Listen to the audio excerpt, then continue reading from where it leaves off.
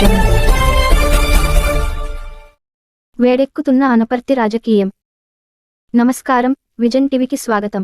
తూర్పుగోదావరి జిల్లా అనపర్తి నియోజకవర్గంలో గత కొద్ది రోజులుగా వైఎస్ఆర్సీపీ మరియు టీడీపీ నాయకుల మధ్య సవాల్ ప్రతి సవాళ్లతో మాటల యుద్ధం జరిగిన విషయం తెలిసినదే.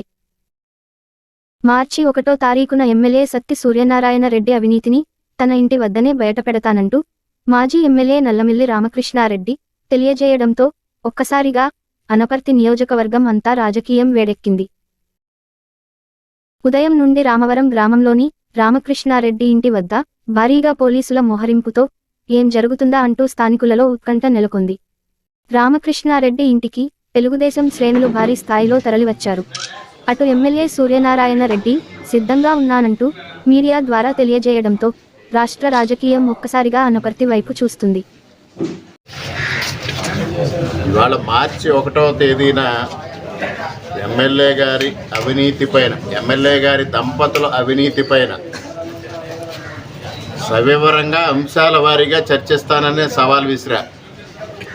దానికి ఇంతమంది పోలీసులు ఎందుకో, జన సమీకరణ ఎందుకో, గ్రేడ్ బ్యాచ్లు ఎందుకో, దళిత సంఘాలు ఎందుకో ఎవ్వరికీ అర్థం కాని పరిస్థితి. ఇవాళ ఎమ్మెల్యే గారు అవినీతి చేయలేదని ఆయన మీద ఆయనకు నమ్మకం ఉంటే, ఆయన భార్య అవినీతి చేయలేదని ఆయనకు నమ్మకం ఉంటే నేరుగా బహిరంగ చర్చ రావడానికి భయం ఎందుకని అడుగుతా ఉన్నా. ఇవాళ భయపడి ఇళ్ల పట్టాల పేరుతో జన సమీకరణ చేయడం, పక్క నియోజకవర్గాల నుంచి బ్లేడ్ బ్యాచ్లను సమీకరించడం, పక్క నియోజకవర్గాల నుంచి దళితులను మోహరించడం, ఇక్కడ భోజనాలు ఉన్నాయని ఇళ్ల పట్టాల పంపిణీ చేస్తున్నామని ఎందుకు ప్రజలను మోసం చేస్తూ ఉన్నారు? ఇవాళ మీ ఇంటి దగ్గర ఎన్నికలు సమీపిస్తున్న నేపథ్యంలో మీ ఇంటి దగ్గర ఏ విధంగా మీరు ఇళ్ల పట్టాల పంపిణీ చేయగలరు?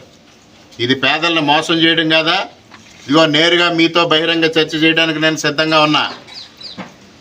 11 గంటలకు నేను వస్తా, మీరు ఉండండి. నేరుగా చర్చ చేద్దాం, ప్రజలకు వాస్తవాలు తెలియజేద్దాం.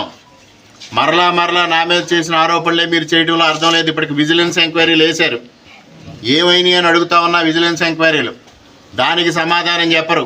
అవే మాత్రం రివైండ్ చేసి ప్లే చేయడానికి మాత్రమే తయారై ఉన్నారు. ఇవాళ తోక ముడిచారు. గత 5 రోజులుగా బహిరంగ చర్చ మీద నియోజకవర్గంలో, రాష్ట్రంలో చర్చ జరుగుతూ ఉంటే ఇంతవరకు మీకు మౌనమే సమాధానంగా ఉన్నారు. మౌనం తప్పించి ఏ విధంగానూ ప్రతిస్పందన లేదు అంటే దాని అర్థం మీరు అవినీతిని ఒప్పుకున్నట్టే. మేము ఎక్కడా వెనక్కి తగ్గేది లేదు అని కూడా ఈ సందర్భంగా తెలియజేస్తూ, ఇప్పుడు నేను బయలుదేరి వస్తా. పోలీసులను కానీ మీ కార్యకర్తలను కానీ అడ్డు లేకుండా నాకు తొలగించండి. నేరుగా మీ దగ్గరికి వచ్చి బహిరంగ చర్చ చేస్తాను, సమాధానం చెప్పమని డిమాండ్ చేస్తా ఉన్నా.